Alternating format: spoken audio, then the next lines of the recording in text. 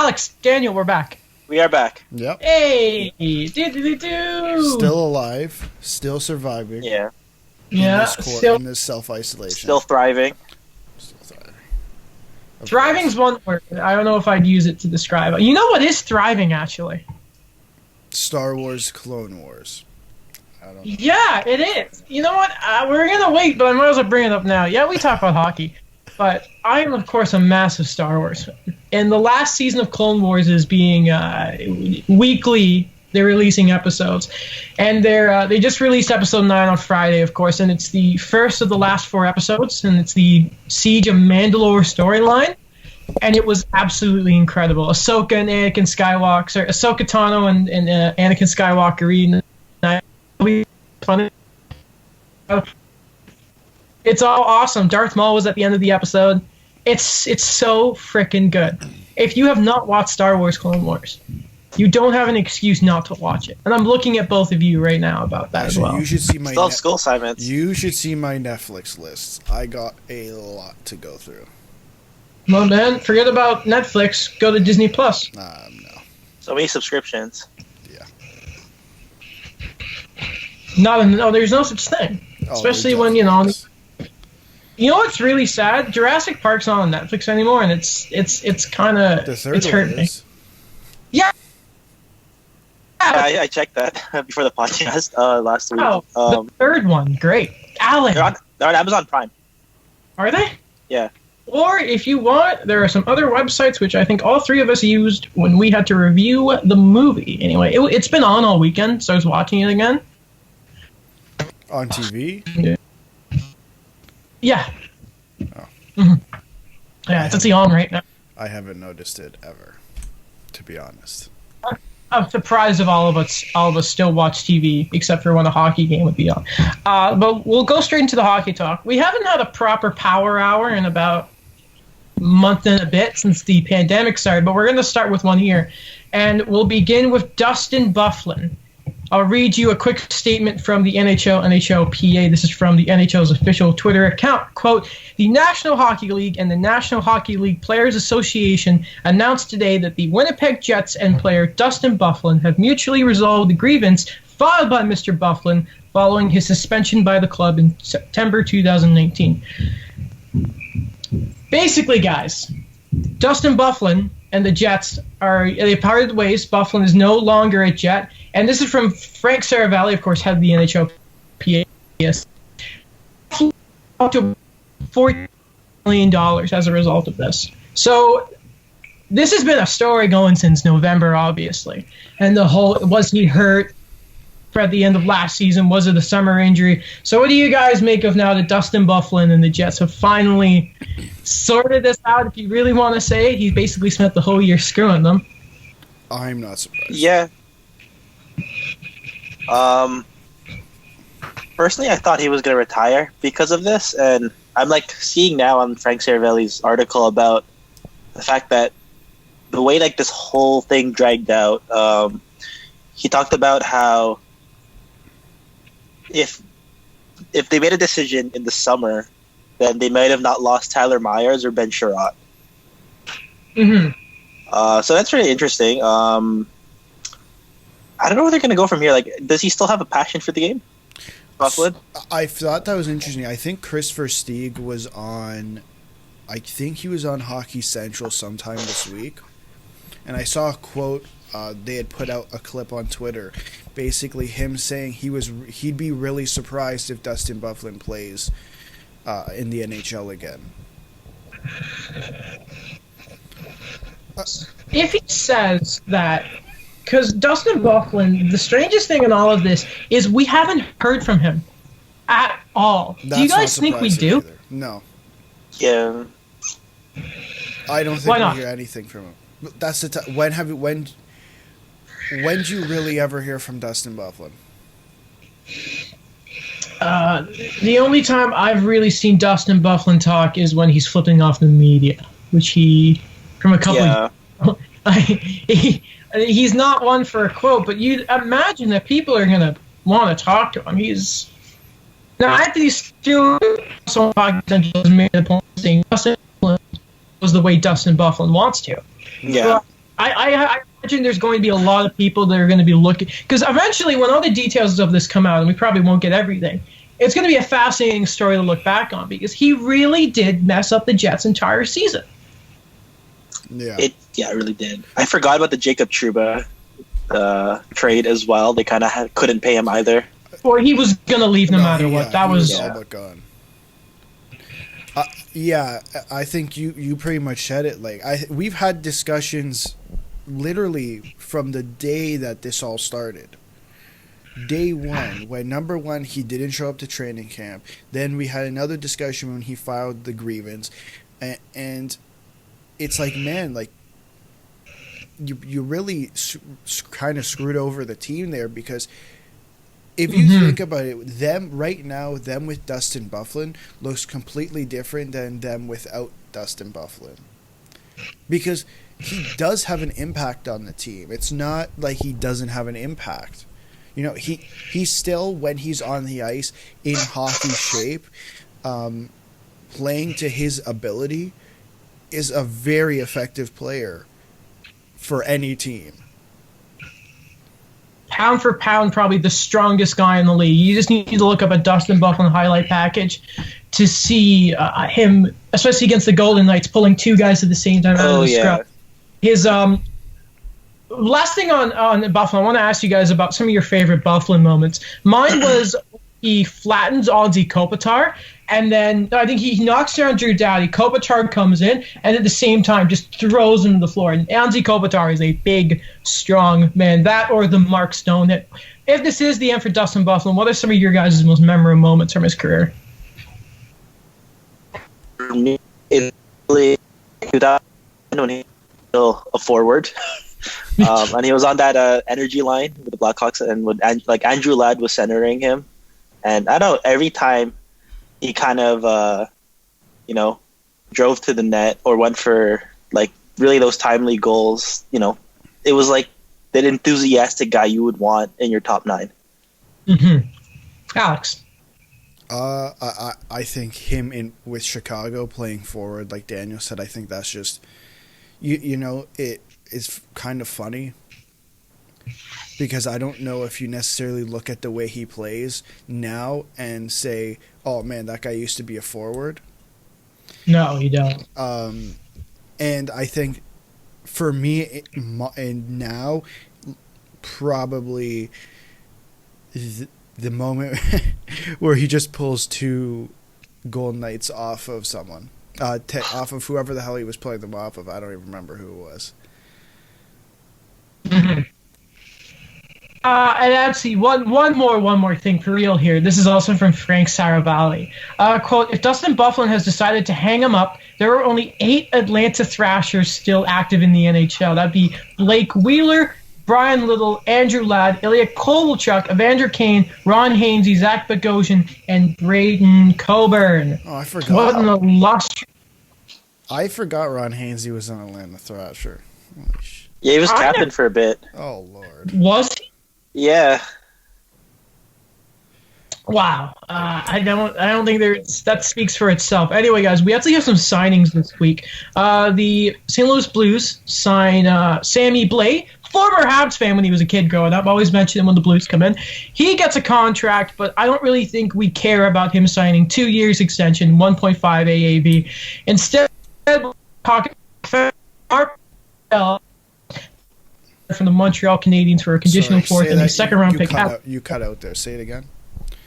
So Marco Scandella, of course, defenseman that the St. Louis Blues acquired from the Montreal Canadiens in exchange for a 2020 second-rounder and a conditional 2021 fourth-rounder. They extend Marco Scandella to a 4-year deal, $3.2 million AAV. And the reason this is a weird contract, Alex, why?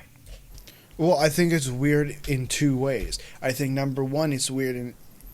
We've had discussions before, I think, on and off the podcast, in that, man, like, what's the max this guy is right now? Probably a fifth. A fifth. If you're struggling on the left side, you can potentially play him fourth, top 4 minutes. So, like, in Montreal, You could play him. The left side isn't that strong. You can play him on the left. You can play top 4 minutes. In Buffalo, you can probably play him top 4 minutes. It just seems like, number one, okay, 4 years I guess is fine. He's only 30 years old. But to sign him for what, 3.4? Is that what the number is? Yes. 3.4 seems like a tad high, considering, and number two, I guess, considering the situation they're in. Sorry, 3.275. Okay, 3.275. Considering the situation the team is in, you brought in Justin Falk at the beginning of the year kind of as insurance, just in case Alex Pietrangelo does leave, and now you sign Marco Scandella at 3.2. And it's not like the team doesn't know what's going on around them.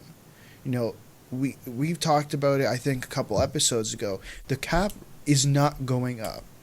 Now, I think it'd be hard to believe that it's going down, and I think Chris Johnson talked about it a couple episodes ago on Steve Dangle podcast, saying he'd find it hard to believe if the cap went down as well.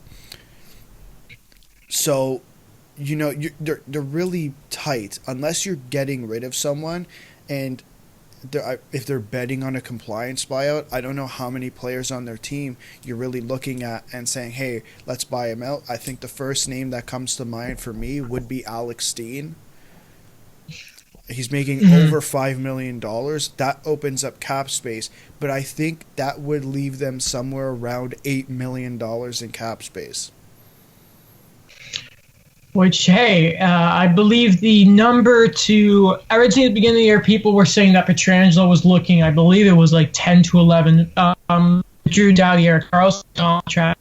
The St. Louis were looking to try and get him for the Ekman Larson deal, which of course was 8 years.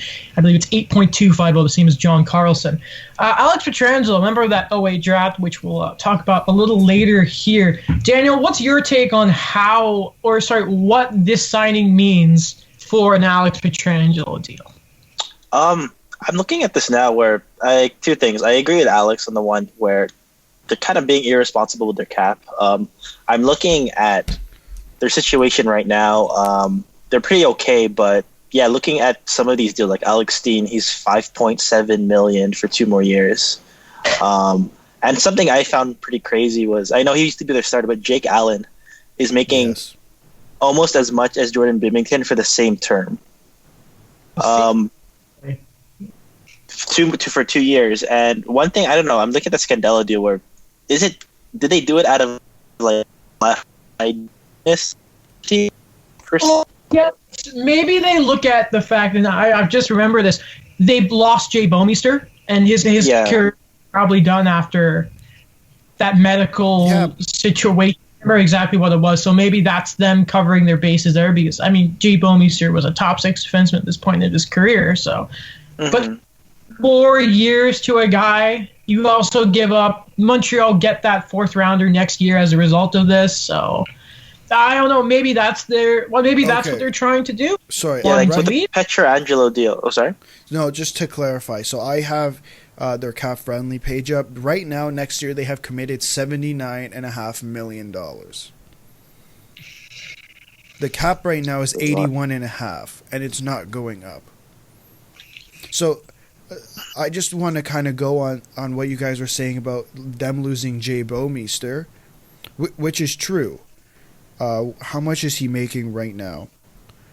3.25. You're telling me, and yes, Jay Bouwmeester is a good shot, right? What is Jay Bouwmeester to the St. Louis Blues? Veteran guy.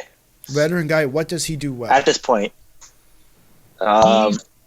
He's a smart player. He's kind of like, not to the same extent, but I think you can look at Jay Bouwmeester and say he's kind of like what Zdeno Chara is, but he knows what he can and can't do. He's a smart defenseman. He's been around. The guy's an Olympian, right? Right. So he's adjusted his game, I think, coming to St. Louis. Early in his career, he could quarterback the power play, but I know that it's kind of that all around type of role player where you kind of just put him where he needs to be, and he's not gonna wow you with But he's a bottom his game anymore. But he's a bottom pairing defenseman.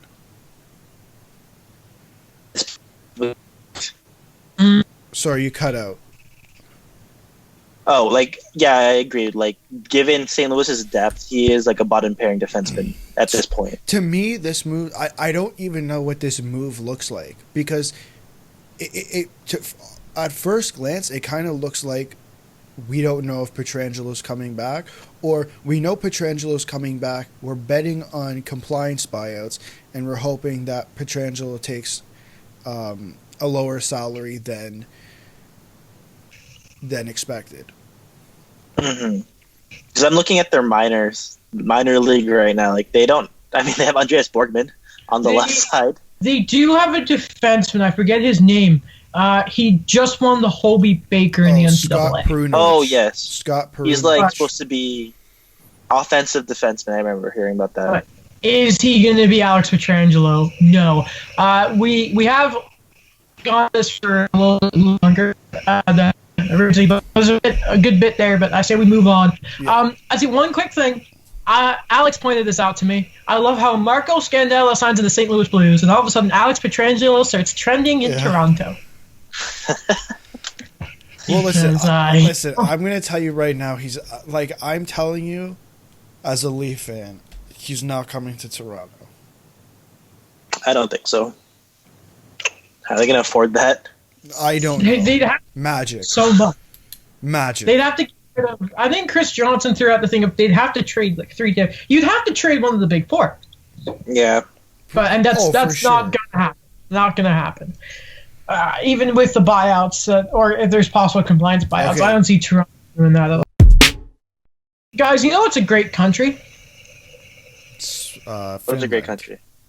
Exactly. Finland, a.k.a. Winland. They've produced some really good goalies over the past couple of years. One of which includes Jonas Korpisalo, who has just signed a 2-year extension with the Columbus Blue Jackets, $2.8 million per. I don't know about you guys. Cap Friendly has it as 2.8. Did I say? Oh. You said 2.8 on Sportsnet. I'm checking right now. Oh, 2.8? Okay.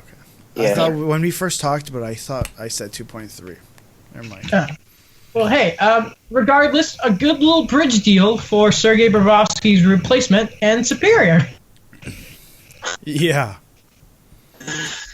Jonas Korpisalo's been weird. It seems like a weird career trajectory for him, because when he first kind of came to the league, Sergei Bobrovsky was there. There was such high hopes for Jonas Korpisalo. We all expected him to be this elite goalie, and it didn't really turn out to be that way. He had his first 2 years in the NHL were good, they were okay. Then he had a weird couple of 2 years. Then last year with Bobrovsky, there was a point I'm pretty sure he was starting over Bobrovsky. Yeah, for certain stretches. And then this year again with him and Elvis Merzlikins. Great name. Yep. Really, I got kind of caught the league off guard because we all expected Columbus to not do very well. That's very fair. I don't know why, but my first reaction to this deal was, all right, let's check how old he is. Oh, he's a UFA at the end of this deal, and I just get scared that he's going to leave for Columbus. If I'm John Tortorella, I'm like, sweet, I got a goalie for 2 more years, and then what's going to happen after that? But I like the deal regardless. I think it's safe, and I think he's a good goalie. Yeah. For me, it's pretty interesting, what Alex said, where tracking his career. I remember when he was drafted, he was the first pick in the 3rd round in 2012, and I remember when that was Columbus when they really wanted to emphasize goaltending, and he wasn't even their number 1 guy in that draft. It was Oscar Dansk, who went 31st. Ooh. And I remember the organization put so much hope on him, and just to see Korpisalo come out of that and be that guy. Even Anton Forsberg had some time before Korpisalo as well. Yeah. Before he got traded in the Panarin deal. This guy, I think he earned it. No, I forgot he was an all-star this year, but he didn't play due to his knee injury. But yeah, great deal for Columbus, and we'll see what they could do with it. They still need to learn how to score. They do. But hey, I'll tell you this as a Habs fan. If you have decent goaltending, you can make up for not scoring some good goals. I'll tell you that. It helps having a few good defense on your back end too. But I don't think I've ever seen something more crazy as I saw the Washington Capitals on Instagram put up a picture advertising that the Great Eight, that's of course Alex Ovechkin, will face the Great One, Wayne Gretzky, in NHL 20 on April 22nd in support of COVID-19 relief.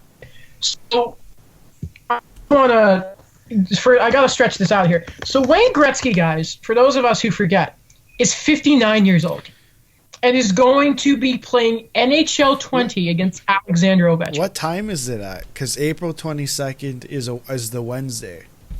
Mm-hmm. I'll get the results. I mean, you're not going to watch it? Who came up with the idea to call up Wayne Gretzky and say, do you want to play 2 games with Alex Ovechkin? Who thought? I mean, I guess it's going to be entertaining. I don't know why. If Wayne figures out how to pass the puck, I'll be surprised. Yeah. Apparently he's played the game a few times, though, and Ovechkin, according to Sportsnet, is more of a Fortnite player. Of course he is. So, maybe it's a bit more balanced. Yeah. I refuse to believe that Wayne. Do you think Wayne plays with the Oilers, or do you think he's like, nah, St. Louis? Yeah, I think St. Louis. No, I think he plays with the Rangers. No, with the Canada Cup 1982 team, I don't know. Do you think Gretzky plays as the Oilers and doesn't throw McDavid for the shootout?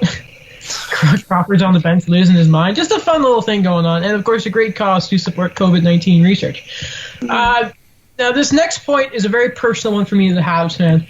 The General, Andrei Markov. His agent announced a few days ago that he would be retiring from the game of hockey. Andrei Markov, of course, finishes tied second in all-time Habs scoring as a defenseman.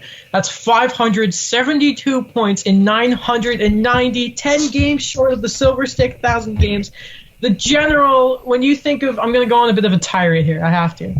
When you think of, and I told you both this off stream, but when it came to Montreal's power play, we all think of the big shot from Shea Weber, before that PK Subban. But it was always through Andrei Markov. Subban did this fantastic thing on social media about how highly he thinks of Markov, how good of a defenseman he was. I said this to Daniel, that I don't think PK Subban win the Norris Trophy without Andrei Markov. They have been stapled together, or they were whenever they were teammates. Of course, Markov had a bit of disagreement with Montreal, and Mark Bergevin especially. Left in 2017, went to go play with Kazan Akbars in the KHL, where he actually won the Gagarin Cup. That's the KHL's championship. Then went to Lokomotiv, and they were not going to re-sign him. And that was it.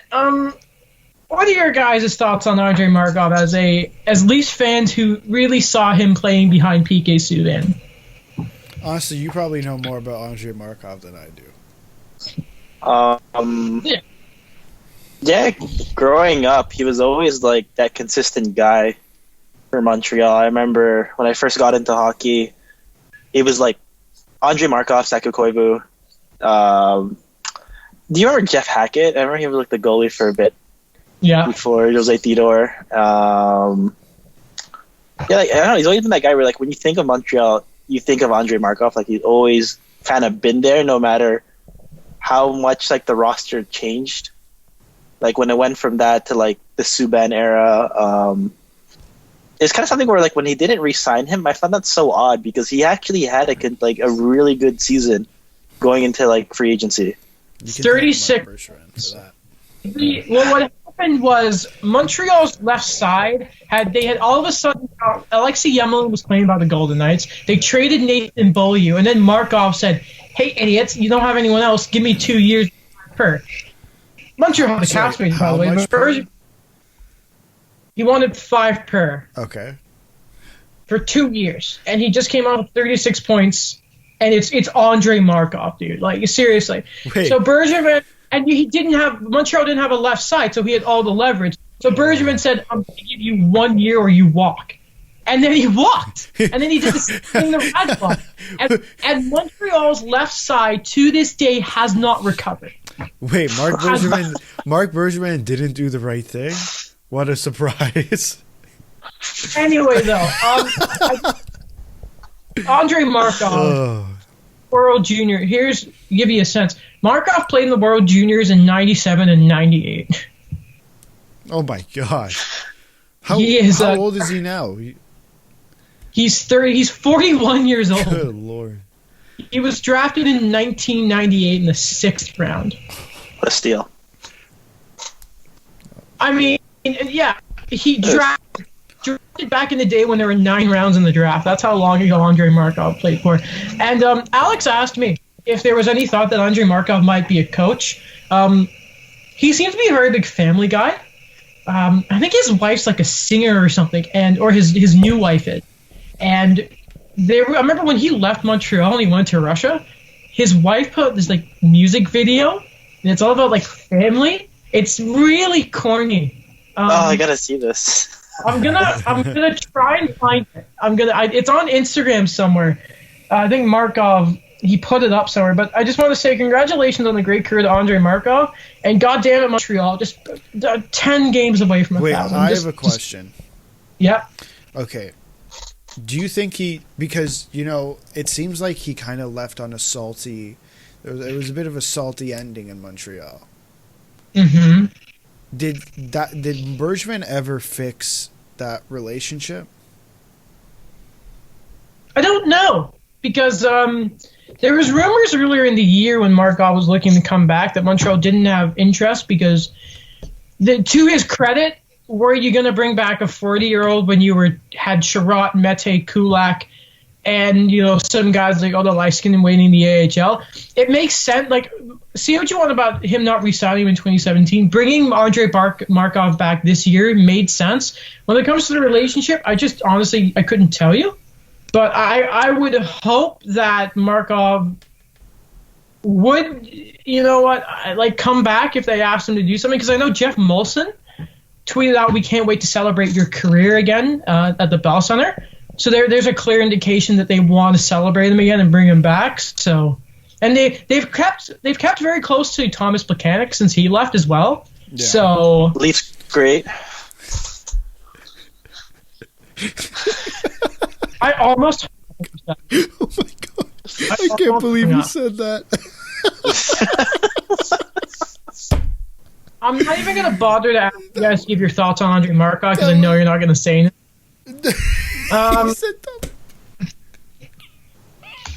All right. I don't know what to say to either of you. All right. So. Guy played like 20 games and 6 playoff games for the Leafs. Oh. No, I played 7. He was there at the first Boston year. Yeah. No. Yeah. No, we love him. Don't worry. I mean, he's a Montreal guy. Yeah, I know. Didn't he play with who was the line he was with, Marlowe and someone? He was actually pretty good in the playoffs. Yeah, it was going back and forth between the third and the fourth. I remember. When Kadri got suspended, he played with, I believe, Marlowe and Marner. He's a good player. Thomas Plekanec too, really good player. Looking though, so shout-outs, guys. You want to talk about? Actually, first, Alex. Mm-hmm. Do you want to tell the listeners what we've got planned for next show quickly? Yeah. So we're gonna do some quarantine lists. I'm not gonna tell the people what the lists are. Sorry. Let me, because I forgot about Bizarre Adventures. Next Sunday's episode. Sorry. Oh. So not next episode, but the one after that. So next Sunday, thanks to our friend Tala at Ryerson, he asked me if we could talk about. His message to me was, I didn't realize how bad the 14-15 Leafs were. He's like, you guys should talk about it. I go, you know what? You're the first person to ever request something. I'll take it. So next Sunday we're going to talk about 14-15 and 15-16. which are pretty much the two worst years in recent memory. Don't we have the other person coming on next Sunday? Yes, we do. Yeah. And we have my friend coming on. He goes to Arizona State, and we're going to talk to him about NCAA hockey. Hey, did you guys see Will Baldwin? Did you guys see Will Baldwin's Twitter? Yeah. Yeah, he was. Did you see this, Daniel? It was about basketball. I don't think we follow each other. So Will Baldwin, of course, we've brought him up on the show. Guy who goes to Ryerson with us. Also, sports editor now for the Eye Opener on Ryerson. He said something about he basically took the side of the NCAA, how the free education was a really good thing, and going against the whole thing of the NCAA or crooks who don't pay their students. It was a little bit different though. I think he was arguing you can get. I saw most of it. I didn't read all of it because I didn't understand half of it. But there was an argument he was making about getting more money, and he used Zion Williamson as an example, who because of his season at Duke got $100 million from was it Nike or Adidas? One of the two. He got a shoe deal worth $100 million at 20 or 19. Oh, it's crazy. I remember John Wall had that as well with the Wizards coming in. It's like these crazy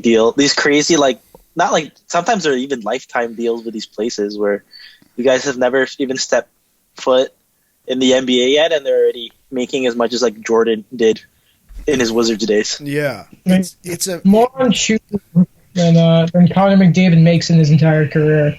Yeah. To be honest, I don't really understand the whole system that the NBA implemented with their G League. First reading about it didn't make sense to me. Does it really benefit the player if they're really just playing it seems like all they're doing is playing exhibition games. Yeah, they're playing against pros, but again, I don't know the system as well as someone else does, as other people do. So I'm not gonna take a hot take on this one. Okay, if there's only one thing I could kind of take from this, just from my own opinion, is using the Zion Williamson example is kind of using okay, I'm not saying they're comparables, but using the Connor McDavid in 2015 draft. Not everyone's gonna be a top tier talent and getting these kind of deals. Of course, no, I think he used that as the example because the guy who signed in the G League was the clear cut number one. Yeah. Overall pick. That's who. So that would be. I don't know. I don't know enough about it to say. It's a bigger trend. Yeah. Yeah. It's just really different in basketball where they don't have in the NHL you have these guys that they get drafted in junior and then only some of them go to NCAA. It's so fixated on the NCAA in basketball that they have to have that one and done rule. No one could go out of high school. Right. So yeah, but that's an interesting story to kind of follow on as well. For sure. I'm trying to find this Markov video, and I think Mika Zibanejad helped him out because Zibanejad's a DJ, right? So, or he did some sort of mix on it. I don't know, man. Mika Zibanejad's a G, even though Ranger fans overrate him because he gets to play with Terrence there. One of the few times a winger carries a centerman in this league, but anyway, lads, shall we give some shout-outs? Daniel, what have you been doing when it comes to riding in that? Because you've been telling us about some features you've been riding. So yes. So this one is I've been working on this for. Well, it was, here and there. It was an up and down kind of process of rewrites because I started this in September and I actually pitched it to Ryerson Folio and it got accepted, but I didn't know where I was going to go with it. It's on my own personal journey with the Nike Air Force One. And it just how nostalgic that shoe's kind of been for me. Yeah. I included all my sports love for it or my fashion, I guess, kind of stuff with it, and just why I really love the shoe. And I got it published on my Medium account, so I hope you guys got to take a look at it. Yep. Yeah. Good article. Congratulations on that. Alex, what about your feature? So for school we got to publish our piece on T.Community, which is essentially just it's all pretty much second-year Ryerson journalism students, and last week I got my first piece published about a restaurant at Young and Steele's. It's a burger restaurant. It's been open since 1964 and is pretty much looks the exact same. And the food on point. There you go. I love that place. Thank you for writing that, Alex. Sorry, it's called Golden Star. I guess I should have said that before. And I'm guessing we'll put all the links to our features in the link of the podcast. So check those out, ladies and gentlemen. To finish off the show, it is the main little segment there. We've actually finished off the Power Hour. We haven't done this in a while, but do you guys, I know this is very all of a sudden, do you guys have a read of the bye week? I just started reading a book. What's the book? It's called Young Leafs. What's it about? It's about the new generation of the Leafs. On the cover, funny enough, it is William Nylander, Austin Matthews, and Nikita Zaitsev. Really? Yeah, it's written by Gary Joyce. It's actually I just started it. I'm hopefully gonna finish it this week. After tomorrow, I don't have anything else left for school, so hopefully gonna get to finishing that book. Thank you. Finish that and really focus heavy on this podcast. But yeah, that's my read so far. I haven't finished it. I just started. Hey, Daniel, you reading anything? Yes, 7 seconds or less. So it is called My Season on the Bench with the Running Gun in Phoenix Suns of 2006. Okay. So it's Jack McCullum. He was a journalist that actually got to be with Phoenix, and this was the whole time where it's not really revolutionary now because everyone's kind of playing that 3-point high octane type of offense. But this was when Steve Nash was winning his back-to-back MVPs for Phoenix. And they were kind of revolutionizing the game where, they didn't have the traditional lineups and they were running up and down the court, just shooting a bunch of threes and a bunch of pick and rolls. So I know it's a good slice of nostalgia for me. Speaking of Phoenix, I sent you guys this last night or this morning. The Phoenix Suns passed on Kawhi Leonard in the draft. I think they drafted Markieff Morris. I think, because he sweated too much during his interview. Kawhi? Yeah. Yeah. See, these are the decisions. If you see the coincidence, why they haven't made the playoffs since 2010. Well, they just made it in Daniel's freaking NBA draft, whatever. Oh, yeah, true. I led them in the game, but, it just... If only I could translate to reality. The 200, I still love the team. The 200 basketball men truly do exist. Mm-hmm. Yes. All right. So here's the part of the show where, man, I feel like this is going to... Alex, I feel like you love doing these drafts. I love doing everything. Every couple of days I get the itch to record a podcast, and then I just have to wait one full day. Yeah, I like doing the podcast, but I'm gonna tell you this: I hate doing drafts. Oh, I love doing drafts.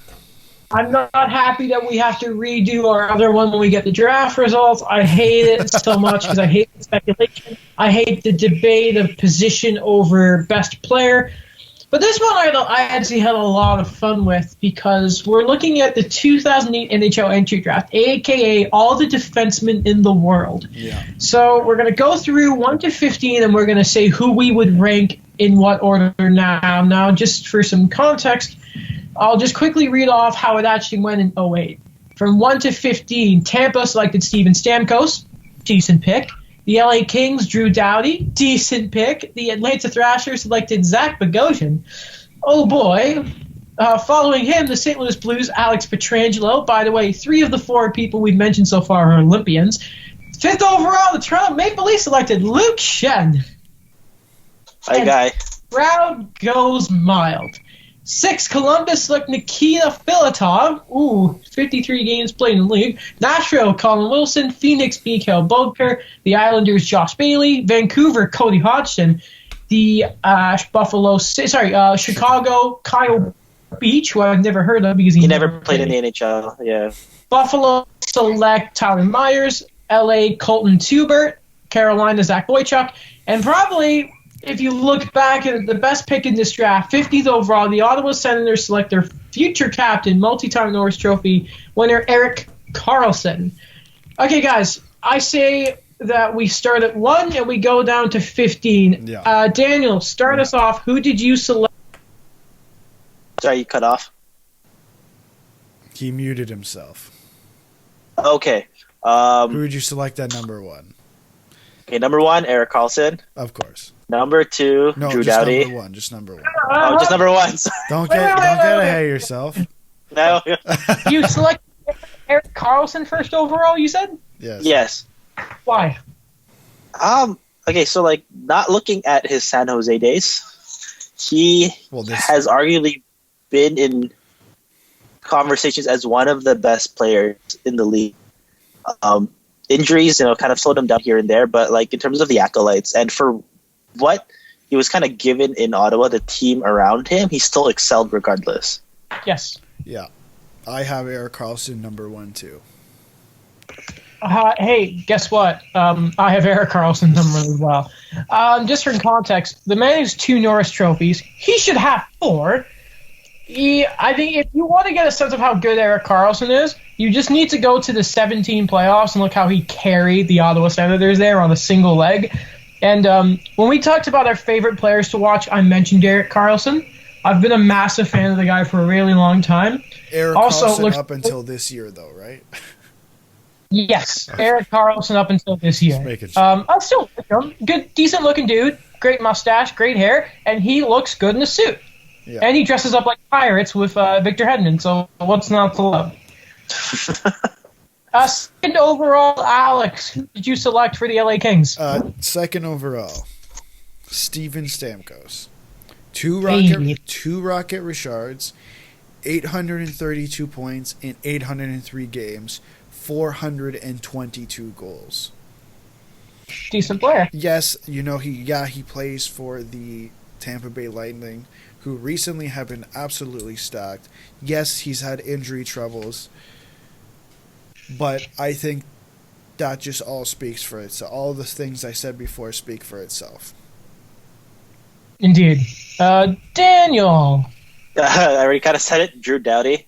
I had him second. It was actually really hard for me to put either Stamkos or Doughty, but I was going to go over Doughty. He's just been like a consistent rock for the Kings. He has the accolades, like we said, Olympic, gold medals. By the way, I still find it crazy. He made the team as a 20-year-old in 2010. Mm-hmm. He has a Norris Trophy, and it just, he hasn't, from 2015 to 2019, he didn't miss a game. Really? Yeah. He has the most games played, right? Yeah, right now. Okay. Draft? In the draft. Yeah. Yeah. Oh boy, yeah, he's got like 50 games on Josh Bailey. Like when I think of like right side like franchise guys who could play like that 2-way game, I think of Drew Doughty. Mm-hmm. Right. I have Steven Stamkos second because of what Alex said. I think, of course, he could probably still hit that 50 goal mark if he didn't have all those injuries and that. And he likes ketchup chips, which is the most important thing, of course. Real Canadian boy. That's how we're evaluating players. I remember when he was almost a free agent and everyone said he's coming to Montreal because he's friends with PK Subban. Like, what are you talking about? Yeah, see, that's what they were saying in Montreal. Is that what That's how bad Montreal get free agents nowadays. Anyway, third overall, Daniel, I'll start with you because if you don't have Stamkos here, we need to have a chat. I have Luke Schenn. No, I'm kidding. I have Steven Stamkos. Why is Stamkos here? Like basically the same thing you guys said. Like he's an elite guy, and I think when he like came into his own in 2010, like I really thought like if like he was one of the best players. Like, he's still one of the best players. Like I thought he was like arguably like in that top 3 category. Mm-hmm. But I admit, like, injuries have kind of slowed him down. And I even look at like his playoffs, like when they went to the finals 2015, like he wasn't the most dominant guy on Tampa. Like he didn't kind of carry them the same way I thought.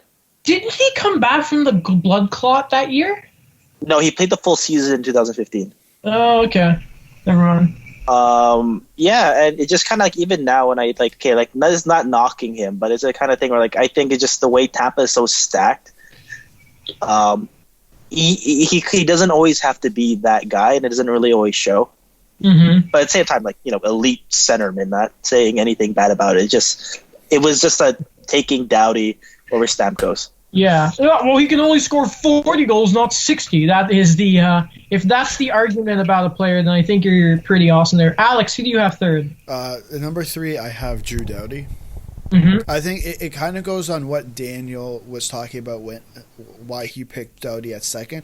I think for me, the reason I picked Stamkos over Doughty really is that now looking at Stamkos, yeah, at the beginning I don't think you could say this, but I think now you can say he's really changed in how he's played. In, you know, he was that goal scorer. Now he can still score goals, but he can also play that two-way game. Mm-hmm. And as a center, if you can play that two-way game and you can score goals, I think that says a lot.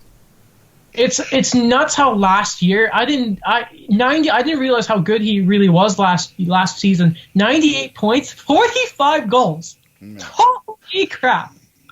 Boy, stammer. If only you could score in the postseason, though, then maybe you would have been a bit better there.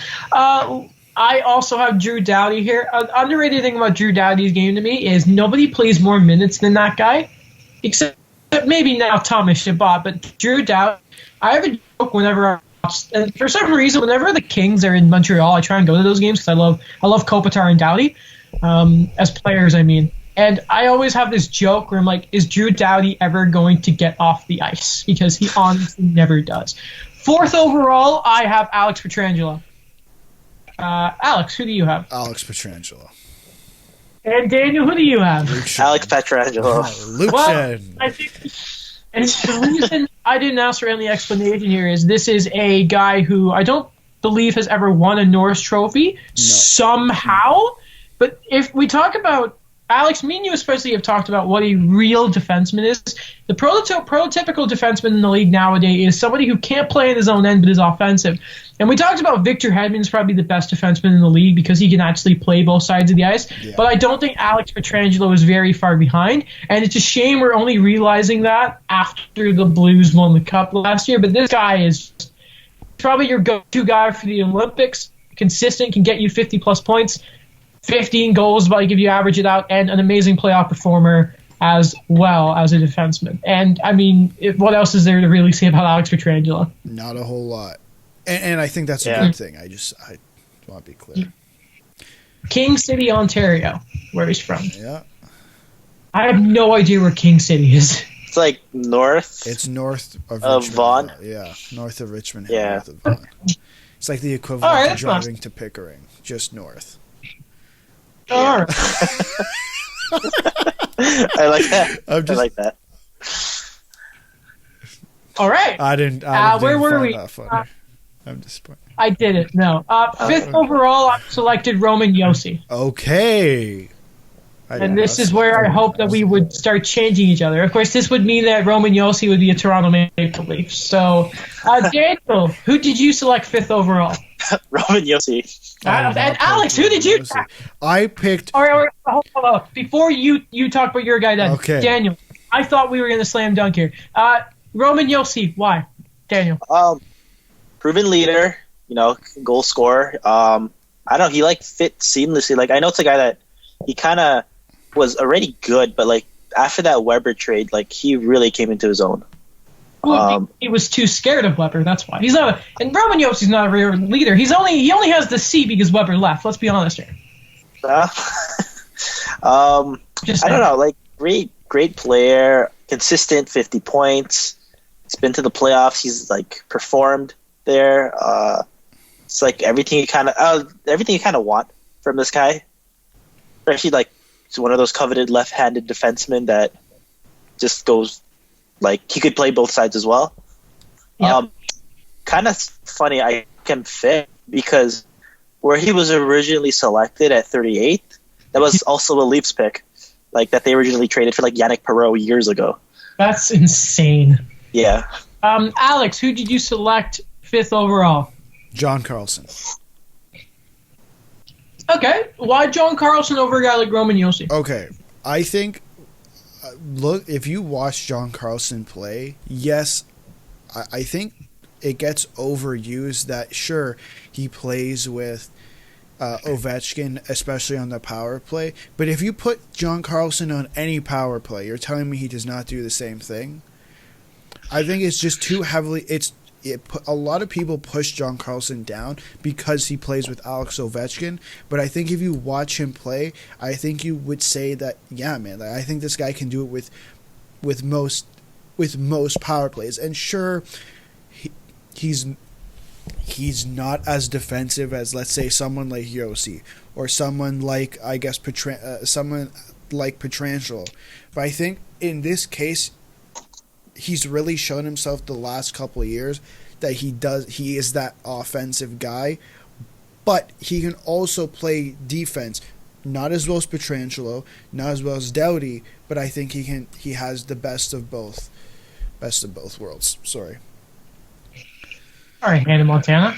I didn't even mean to say that. I realized that after I said that. Damn it. Yeah, you talk about it. If we look at John Carlson's career, yeah, let's say we're going to go before 2017. His highest point totals and all them was 2015 at 55 points.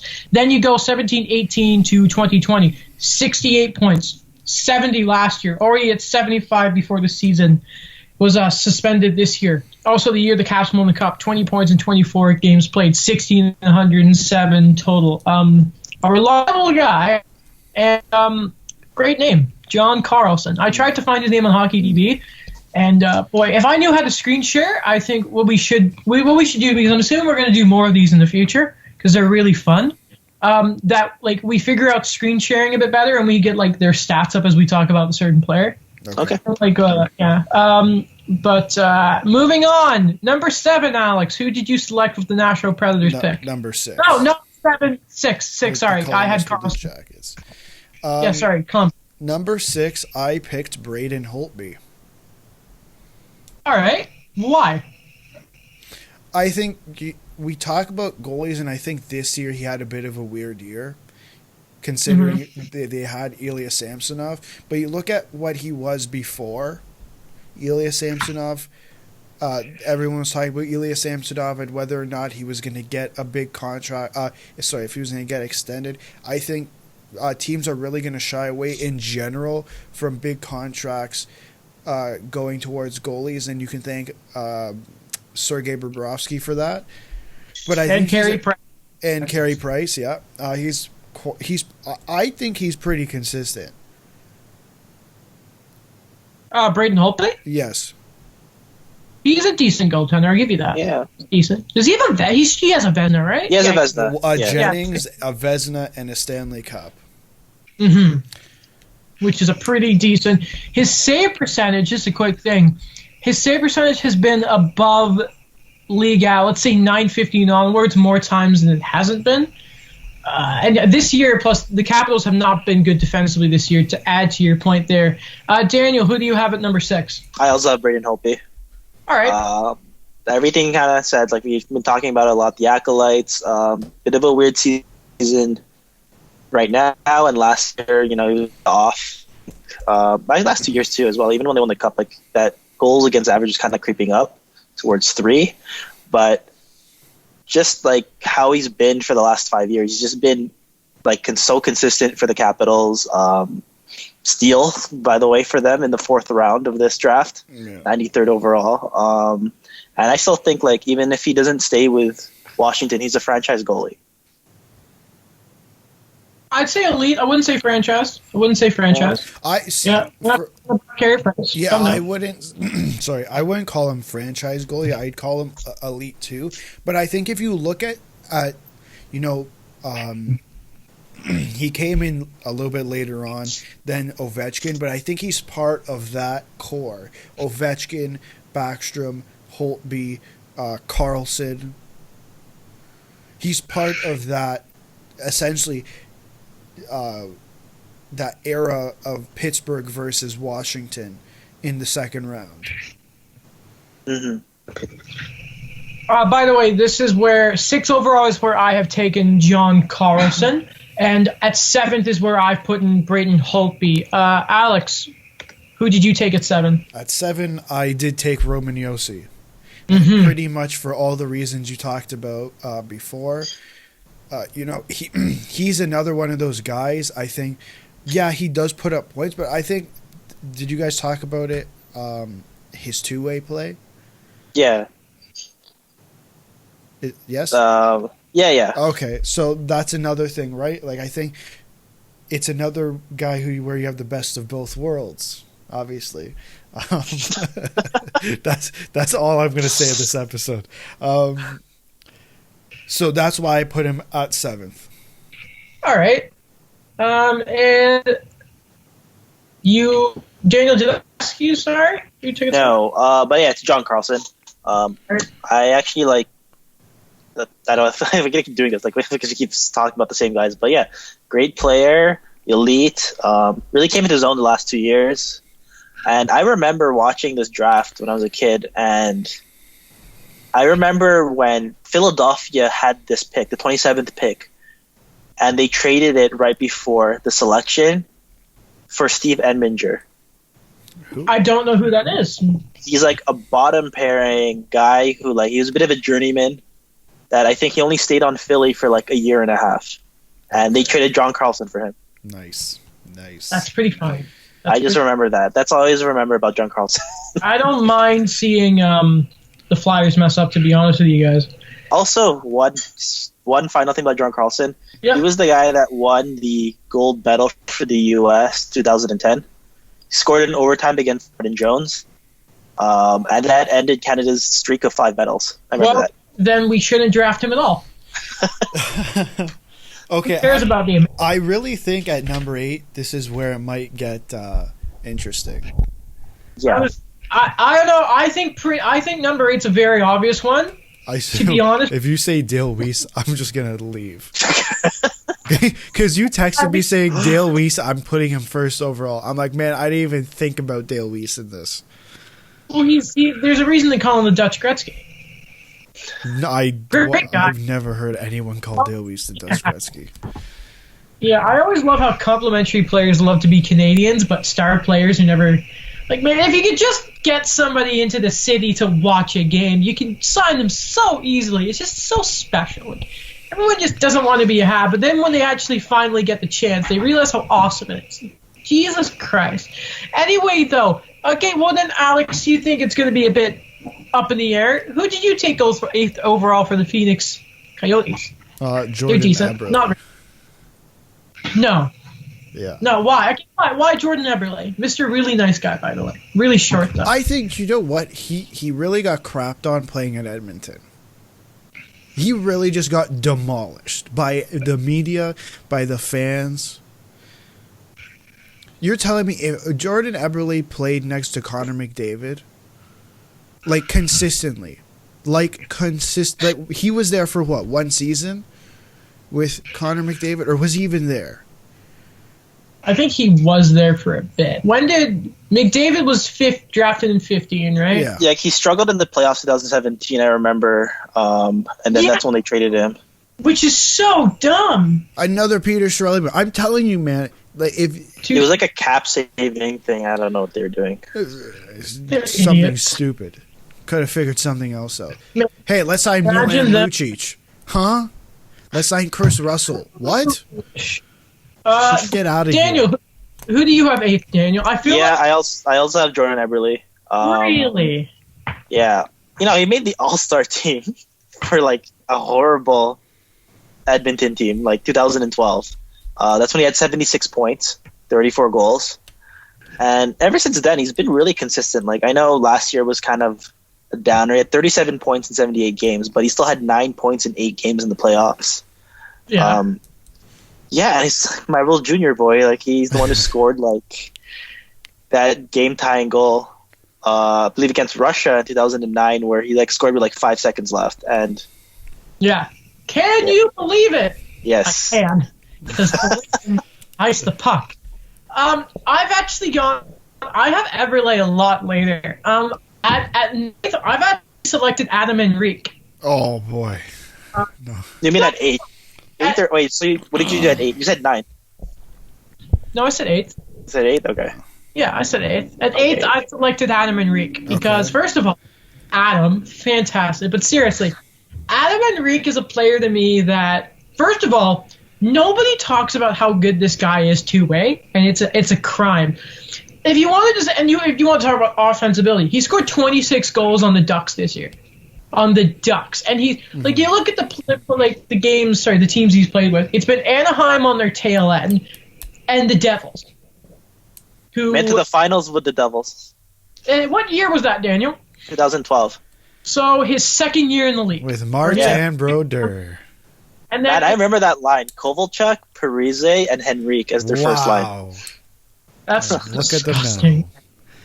But then you just look at that now, and I just think if you put Henrique on a decent team, I don't know. I keep saying Henrique like I'm French. Adam Henrique. I think he's a really good player, and it's not even a question to put him here. I really like the player, and a good old Brantford boy. But shall we go? Sorry? I had him a little bit lower.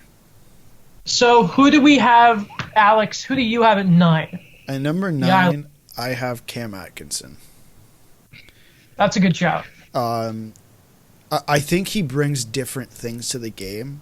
I think, you think of the he really seems to me like, if you think of the Columbus Blue Jackets, who do you think of? Rick Nash. God damn, I mean now, Daniel. I mean now. John Tortorella. Okay. Gustav Nyquist. I think for me it's Cam Atkinson because he plays, it seems like he fits that John Tortorella system. Like, he'll go into the corners. He'll throw a hit if he has to. And a guy who's good for like 20 goals in the off year. Scored 41 last year, 69 points. Mm-hmm. Pretty nice. darn good player. Yeah. Good player. What about you, Daniel? Who do you have at 9? All right. I also have Cam Atkinson. Okay. But yeah, no.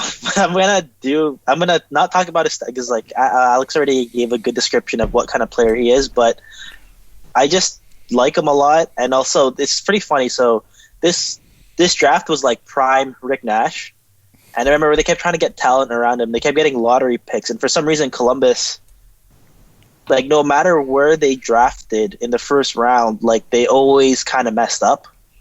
Like, this year they took Nikita Filatov, who was considered the second best forward to Steven Stamkos coming into this draft, and then like their best player out of this was like Matt Calvert at 5th, and then in the 6th round, and then the next year they took John Moore 21st, but then like they took David Savard in like the 4th round, and then 2011 when they traded their first round pick, it became Sean Couturier. So it's just kind of funny. And there's your centerman to play with Rick Nash. That buddy who was their GM that worked on Sportsnet? Doug McLean. Paul Holgram. Doug McLean. What does he always yell about? I needed to get a centerman for Rick Nash, but I never could do it. I have at 9th Jared Spurgeon. That's another defense who is good, but has been cursed by playing with the Minnesota Wild. Yes. Is the way. Yes. And we criticized the deal, and rightfully so, when it came out. But I really do think if Spurgeon hit the open market, he'd get that deal. He's a very good defenseman. And also, Spurgeon, cool name. That's a great name. And there's not really much else to say about Jared Spurgeon. Another consistent defenseman. And again, it adds to the theme of just how full of defensemen this damn draft is. Yeah. So Yeah, and this is a guy who's been like a consistent. I know we don't care about plus minus, but he has been a constant plus 33 plus a few years ago with the Wild. Only like -1 to -6 the past few years. So, and we talk about Pajot, who had somehow the plus minus in Ottawa. If you're one of those players on a crap team like Minnesota or mediocre, then I think he deserves some sort of credit. But anyway, we go from what was the Islanders pick to the Vancouver Canucks at 10th overall.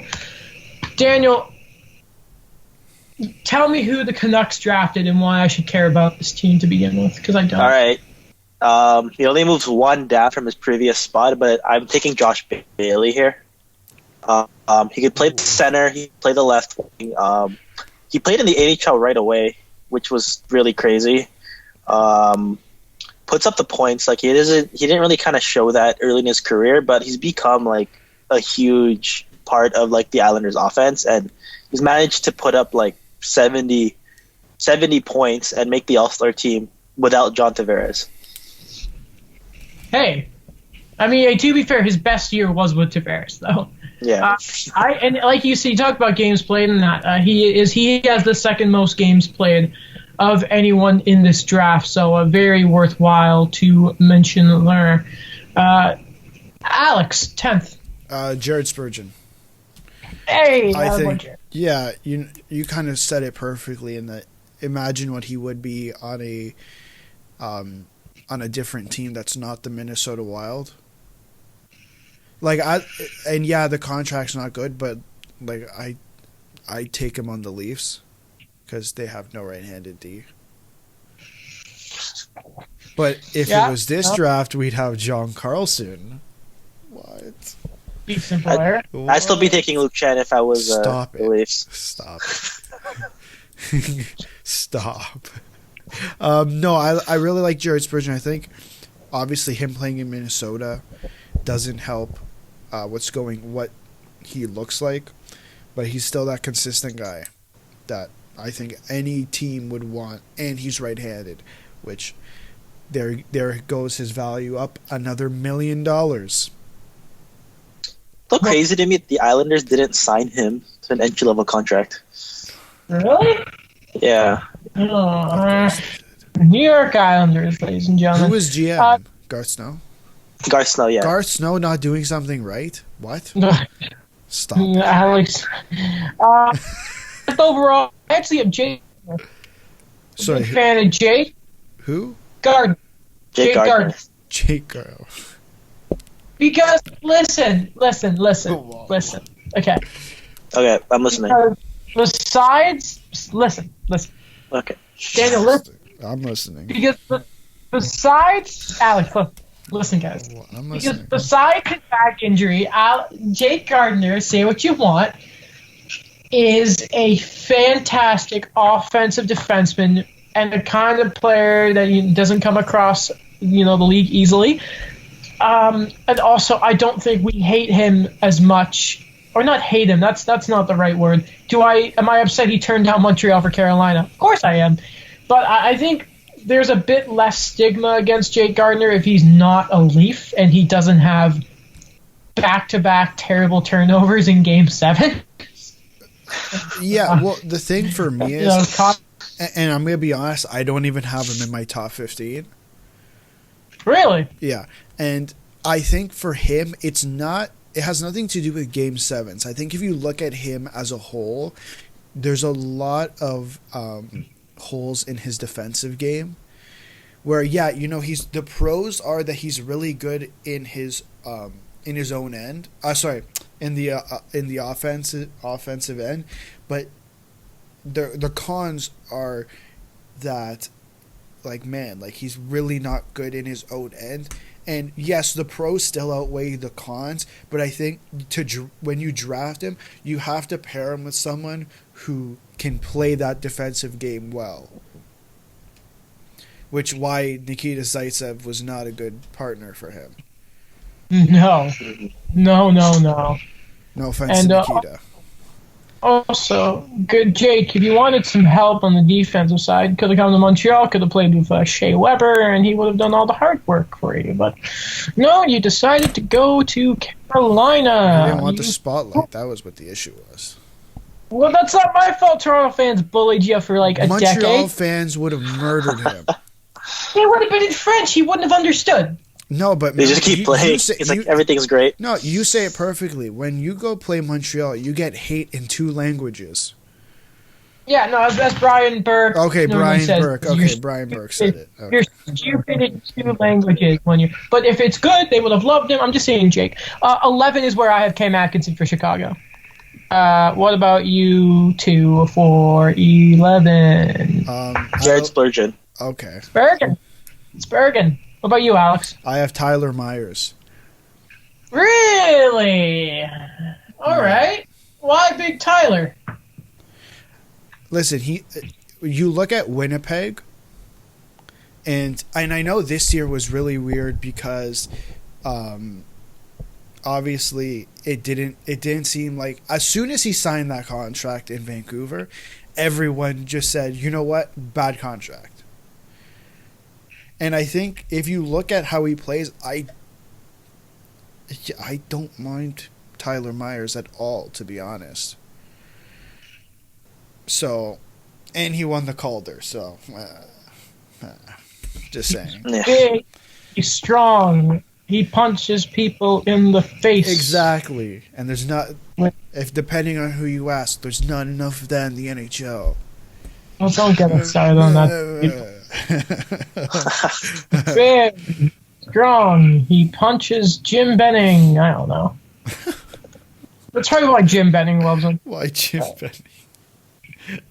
Yeah, it's not my fault he freaking breaks out his the team's bank for that time of the year. What about you, Daniel? For 12, I already said my 11th. Yeah, we're on 12, sorry. So 12, I have Tyler Myers. No, we're not. I'm sorry. Yeah, we are. Who did you Yeah, I already said my 11th. It's Jared Spurgeon. This is why I hate doing these lists. Adam's not All listening. right, That's the issue. It's cool. I'm listening. I acknowledge what he said. I'm like, yeah, Jared Spurgeon. Yeah. Who doesn't love Jared Spurgeon? But it's just like... 11th overall, Daniel took Jared Spurgeon. Yes. Listen, you know how annoying it is to be like, all right, next, 7U, 8U, 8U. It's so freaking... Anyway, Daniel, why don't you tell me about 12 and why Buffalo are going to mess it up somehow? Well, 12 is... Tyler Myers stays at 12. And 2 reasons, okay, so this is one interesting story I remember reading about him was he was born in Texas, but he played for Canada at the World Juniors. Oh, so he's awesome, though. Because he moved to Canada and he decided, he could play for either country, but he decided Canada because he's like, if it wasn't for moving to Canada, he wouldn't have played hockey. I like that. Wait, yeah. Doesn't he have, a stepbrother or something that's, a basketball player? Tyler I don't know. Well, so many stories on this guy. Okay, sorry, go on. I swear to God, this is a story. Okay, second thing was, when he won the Calder, everyone's like, oh, he's, one of the best defensemen out of this draft, and then things kind of, they didn't kind of go that way, and then I remember people were kind of, hating on him in Buffalo, and then that's why he was included in the Evander Kane trade. But then, he did become a star, but he kind of proved even now in Vancouver how consistent he is, or what Winnipeg's kind of missing with him. Mm-hmm. Okay. I always forget he was. I found. Yeah. Okay. So what is Quentin Grimes is his brother. He is playing at.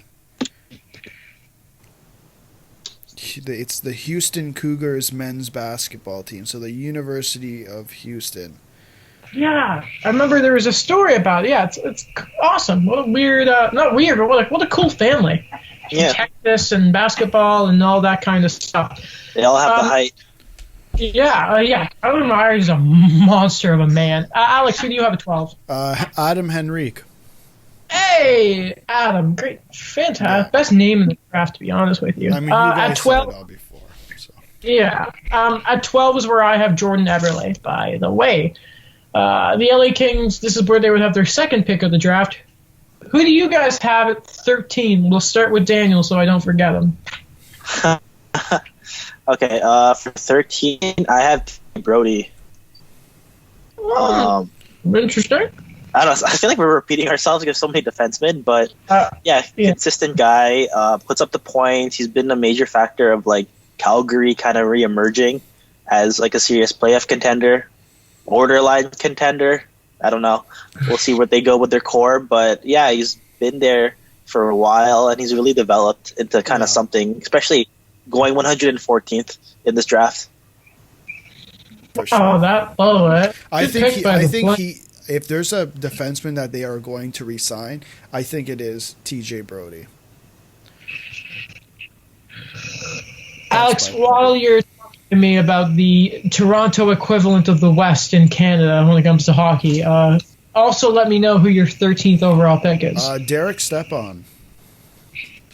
All right, that's a fair shout. Really, why him over a player like, let's say, Justin Schultz? Is Justin Schultz your 13th overall pick? No, he's not. He's not third. No, he's not third. I have a forward, but I was looking at names, like some extra names I have. Yeah. Like TJ Brody, I don't have a 15th pick, but I just saw that and thought, hey, let's just throw that name. I mean, other than the last 2 years, Derek Stepan has pretty much been a around 50-point guy since he stepped into the NHL after coming from Wisconsin. Mm-hmm. And, I guess since playing in Arizona, I don't think things have gone necessarily his way. But when he was... Pardon? Like most players who go to Arizona. Yeah, and I think you look at his time in New York, and I think he was that guy who you can slot in at number 2 as a second-line center, and it really isn't the worst thing in the world.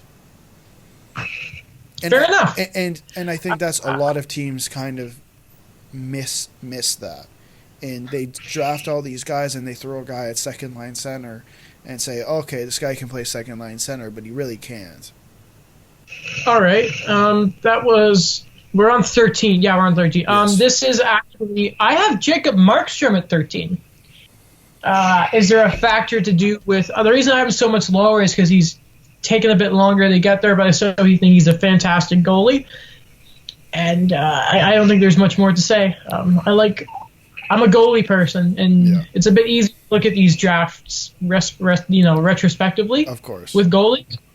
We got into the whole Astrikov thing when we talked about the 2020 draft and that. So I'm surprised Daniel didn't take him first in this draft when he was 7 years old. So the Ducks move up, select Jacob Markstrom. 14th. These are the Carolina Hurricanes. They love fun, but not paying their employees. Sorry, this is the Carolina Hurricanes. Okay. Yeah, 14th overall. Okay. I took TJ Brody.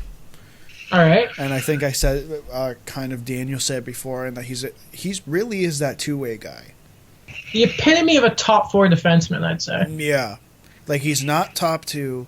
He's not, he is a 3-4. He really is. Mm-hmm.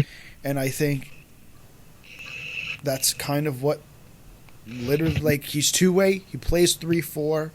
You can throw him top 4 minutes. Literally, that sounds like a great defenseman for me. Daniel. I have Travis Halmonick. Okay. Oh, sorry, Alex. No, I was going to say, and he can play the right side if he needs to. Daniel Hamonic, why? Yes, Travis Hamonic. Not a lot of fancy numbers with him, but he's been really consistent for the Islanders and Flames. People are gonna kind of rail on him because they traded Noah Dobson for him to the Islanders in that package of picks. But yeah, he's not gonna put up the points, but he's the type of guy where he's someone where I'm gonna say this again. I think someone like the Leafs could really use. There's a lot of things the Leafs could use. Yeah, he's a bit of that sandpaper kind of guy, but he could skate really well. I looked it up today, and he has a pretty good Corsi rating, so kind of beneficial to the team.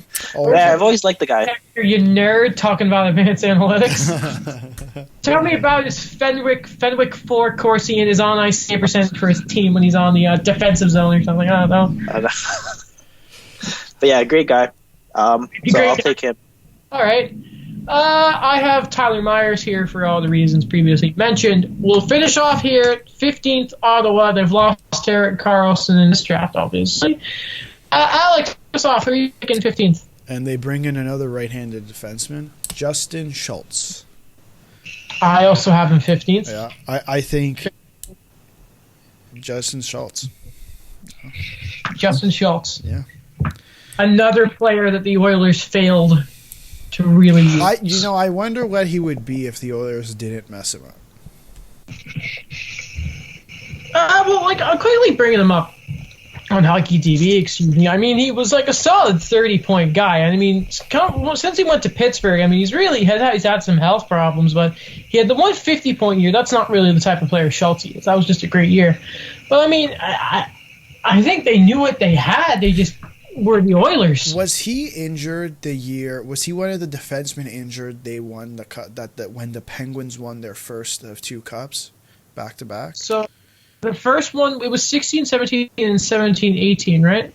No, I think Schultz was he's the one that he started playing 35 minutes a game. So because, he wasn't injured. Dumoulin and Letang. Yeah, Dumoulin and Letang were rotating injuries. Yeah. Well, look at it like this. One of the years, when did Pittsburgh, no, I think they won 15, 16, 16, 17, right? Because 18-19 was St. Louis, 17-18 was Washington. So they won. Yeah, it was 15-16 because that was the year the Leafs had the Penguins' first-round pick, then traded it to Anaheim for Anderson, and it ended up being the 30th overall pick.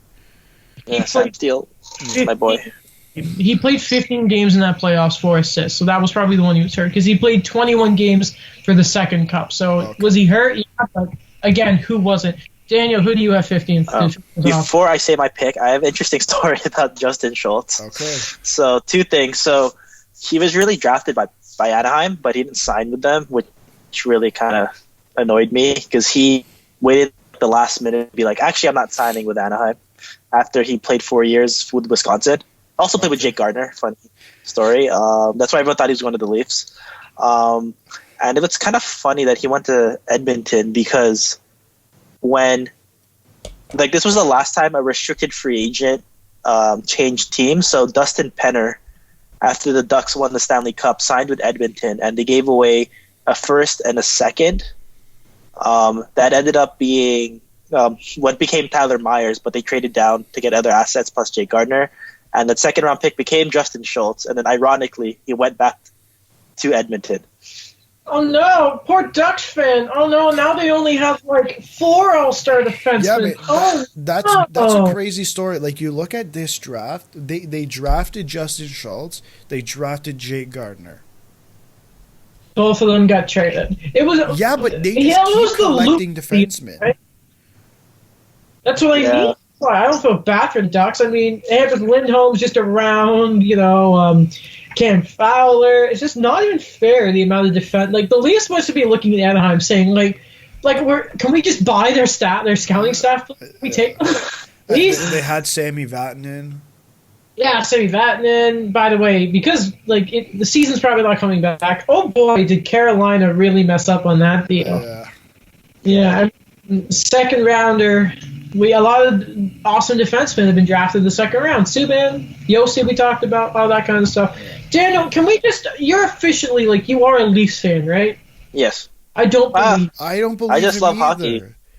No, you're not. No. Okay, let's pretend no one else is listening. Pretend it's just the 3 of us. Just for God's TSN internship is thinking, okay, now I got to be the strict media member if I root for the game. No. This is a fact on this podcast. You are not a Toronto. Okay, you might root for the Leafs, but you are not a Leafs fan. You just told me that you are upset that a player did not sign with the Ducks.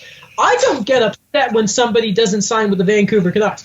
I get upset when somebody doesn't sign with the Canadiens. So you are not a Leafs fan. You are a Ducks fan.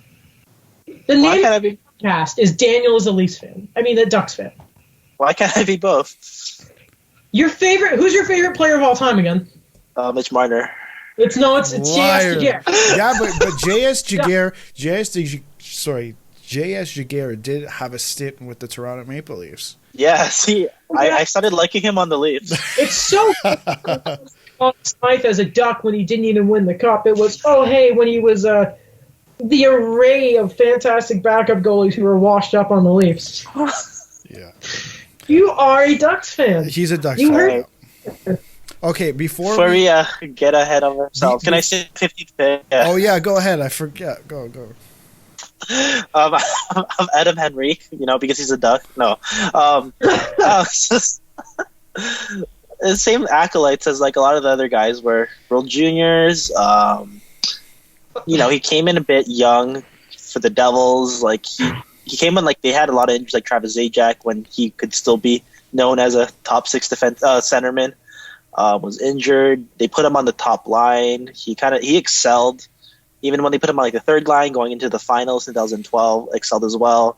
The Devils kind of like got really bad after that, but like he still was a consistent guy. And on Anaheim, like, they're so deprived of offense, and outside of like Ryan Getzlaf, they don't have any more like centers kind of proving themselves. Like Sam Steele might become something who has had time in the NHL, or like Troy Terry, but as of right now, like Henry has just been a consistent guy. Mm-hmm. Just keep singing the Ducks and all these props. It's from what I heard. From what I heard, not from like what I actively. Here's the thing: Daniel is more of a fan of the World Juniors than he is a Leaf fan. Yes, You would draft Anthony Stewart just because he was part of that legendary team. Yeah, tune in next episode where we look at the 05 draft where Daniel Price and Anthony Stewart were 5th overall. Okay, Daniel, who did the Ducks draft in 2005? What? Who did the Ducks draft in 2005? My boy, Bobby Ryan. Exactly. The most disappointing second. Because they almost got. The only reason I even know that is because all I heard about that draft is that they almost got Sidney Crosby. Ryan Burke never showed. Every time I see it. If you look back on it, like he was a 70-point, like 30-goal scorer on the Ducks. Just when he went to Ottawa, like that's when it all changed. Well, that and he wasn't playing with Ryan Getzlaf and Corey Perry on the power play anymore. Yeah, it was like he's probably playing above his neck there. But I mean, like skill-wise, there isn't like Bobby Ryan. Underratedly, has some of the best hands in the league. The guy is disgusting when he's getting going. Luckily, he's turned his life around this year. Of course, that awesome Patrick game he had. Yeah. Do you guys have any extra players that you didn't talk about that you think should get a shout out? Oh, I actually have a lot. If I could go through that. Sure. This was very difficult for me to make. I only have 6. So. Wait. Before you go, I'm going to predict what Daniel said here. Let me just get this up quickly. Okay, can I go through mine then as you're getting ready? Yeah. Okay, Gustav Nyquist. Yeah, good one. Josh Bailey. I think you guys had them in your draft. I didn't put him in there. Jacob Markstrom. I think Zach Bogosian should get a shout-out. 644 NHL games does mean something. Jake Gardner. I think Adam had him in his. I don't know if Daniel, did you? Which one? Jake Gardner. No, I didn't have him. I think I had him like 20th. Last but not least, Luke Schenn. Because 759 NHL games played does mean something. He was weirdly beloved in Toronto. I loved him. When he was drafted, and like I remember as he progressed, I believe the media when they're like, yeah, future captain. Really, really funny, quickly, before you go there, Daniel. Montreal didn't get a single NHL game from any players they drafted in this draft. So this is what I think Daniel's about to say of his honorable mention. He's going to say Jake Gardner, Nicholas Dist, Eric Odell, Josh Britton, Justin Schultz, Marco Cosino, Brandon McMillan, Ryan Haggerty, Stefan Warg, and Nick Pryor, because those are all the players of the Duck draft. Okay, so pretty funny to say that. But the ones I actually have for honorable mentions, one is Lucas Subiza. Pretty funny. He played for the Ducks because he was included in the Chris Pronger trade. So I got you there. Because he was drafted by Philly. Wait. Was he not the defenseman who just signed with the Ducks at the beginning of the year? Then they had to put him on waivers and was claimed by Winnipeg? Yeah. Imagine that. Because he wanted to return, I know. Okay, so I know what we kind of talked about was, I think by pick 7, we were like, that's the elite level kind of guys. But what I looked back when I was going through this draft was the amount of players that have gone on to have even now long careers that they're not necessarily going to be your go-to guy, but they've had amazing careers. Ones I didn't even think about, Zach Smith, Dale Weiss, these guys have played an insane amount of games. When you mentioned Gustav Nyquist, I remember early on when he was almost a point per game guy, I thought he was one of those Detroit late round picks that this guy's going to be an all-star. Hasn't really translated that. He's become a solid role player. You also talk about, sorry to interrupt, but guys like Colin Wilson, Tyler Mark Boretsky, Tommy Wingles, Michael Stone, a lot of those just fine NHLers there that aren't stars. Yeah, they're the bodies you need to ice a team. We even talked about Jason Demers, a 7th round pick. Yeah, I was gonna mention him, but that's a solid D for Arizona too. Greg Patterin. Oh yeah, they traded Miguel. They traded for Miguel Grabowski from the Habs. I remember that. His girlfriend. Wait, how do you say his name? Sorry, Alex. Greg Patterin. Thank God, because Steve Dangle calls him Paterin, and it makes me want to rip my hair out. Honestly, maybe it is Paterin. I have no. It's Patterin. Never once did the announcers call him Paterin. But anyway, Justin Paterin was a Hab, of course, right? And his girlfriend ripped all of the Quebecers and was Justin Paterin. Who's that? Greg. Greg? You mean Greg? Greg, yeah. Greg Patterin. You said Justin. Oh, sorry. No, Greg Patterin. Anyway, so his girlfriend ripped French fans, right? Which you can't do that in Montreal, right? Then he gets shipped to Minnesota. Joke's on you, by the way. But you know what the scumbag did? So God damn it. Andrew Shaw has a history of concussion, as we know. And he threw this. I was at a Dallas-Montreal game, one of my favorite games I've ever been to. And he threw this really bad hit on Andrew Shaw, knowing he has a concussion thing. It was just Shaw was unconscious and he was going after him. It's just freaking. I hate Greg Patterin. Absolute scumbag. Yeah, enjoy the mediocrity of Minnesota. No, man. You goofball McGundy. I mean, he's making millions of dollars, so I think he's pretty freaking happy. Right. I mean, I have 3 more things about this draft. I know I've been going through a bunch of players. Anaheim. No, so 3 players that I had high hopes for, but they never panned out. So number 1, Chet Picard. He went 18th. Funny enough, Nashville traded the 15th pick that became Erik Karlsson for the 18th pick. It became Chet Picard. He never played in the NHL. But during that 2009 World Junior team, when the Jordan Eberle goal, the Can You Believe It one, Chet Picard was the backup goalie for that team. Wow. For the World Junior team. 2 other players, Matthias Tenenby, he was a superstar for the Sweden in their junior leagues, went to New Jersey, never really panned out. And lastly is Danny Cristo. He was the captain of the U.S. team for the World Juniors, and he ripped it up in the NCAA. But he never panned out once he got to Montreal. Oh, thanks. Appreciate that. Of course. I thought he was going to be great. I personally thought. Well, I'm happy that you had some hope for Mike. Yeah, looking at Montreal's picks, Danny Cristo, Jason, I've just never heard of any of these freaking guys. None of them. Could you imagine also if Nashville had got Carlson and then you have Weber, and then, because I think Carlson made as a 20-year-old too, and then maybe he plays the same time as Suter, I don't know. And then they get Yossi in the second round. That's another team who really knows how to draft defensemen. No, centers, though. You can score a goal. Yeah. Yes. I had hope in Ryan Johansson when they got him from Columbus.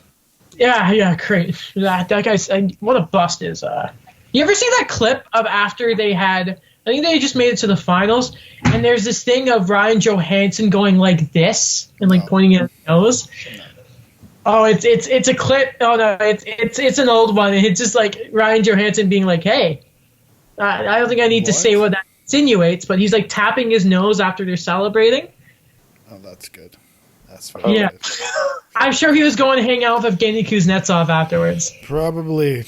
Yeah. Anyway, NHLPA, I want to figure out what you're doing with your illegal drugs and all that. Anyway, let's say if you're a listener, if you've ever wanted to wonder how much more attractive I am than the other two, yeah, I went there. Whatever. This is weird. Then why don't He takes you to a whole new level sometimes. I am? I question. It's part of my personality. If you want to know that, because of course you want to know, what you should do, and my brother's shaking my head. I think my brother's calling me ugly. You know what, Scott? Why don't you go back to playing your video game? Bastard. Anyway, yeah, by the way, my brother's just been in the room while we were recording, so. Hi, Scott. Hey. Happy belated birthday, my brother. Happy birthday, Scott. Thank you. Scott, how old are you? Like 28? Yes. And you were a Habs fan, right? Yes. Yeah. First of all, I was a Colorado fan, Yeah. but then, well, Yeah, then like you grew up in this household, but now you're an Avalanche fan again, right? no, I kind of root for Toronto now. You root for Toronto because you're the worst brother someone could ask for. Hey. But like, I went back. So he's a Toronto to the, fan. Is he a Toronto fan? No. He's an Avalanche fan. now. I just support beliefs whenever. He roots against the Habs basically. Like I like that. I like that.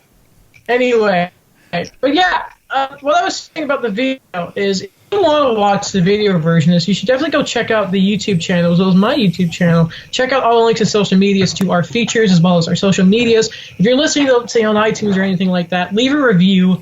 Why don't you tell us, what do you think is the biggest steal of this 08 draft? I'm thinking if we ever do another one of these drafts, which I never want to do, but I'm sure we will, maybe we should go look at the 05 draft. And that would be a fun one to look at. Carey Price. First overall. Bobby Ryan. Carey Price. But anyway, Tuukka Rask. Tuukka Rask. That's a fun draft. Hey. Watch it, Daniel. I know. Beaches in Florida will start reopening this evening, ladies and gentlemen. That was on April 17th. That was yesterday. Why is Mike quote tweeting something from the 17th? God damn it. He's messed up the podcast. This is Mike Jaxter's fault. Oh. God damn it. Check out his podcast. After you listen to ours, of course. New Sports One. I forget what it's called, but yeah. I don't know what to do, guys. I think that's it. There's nothing else to All right. talk. Yeah, see you guys. Thank you, guys.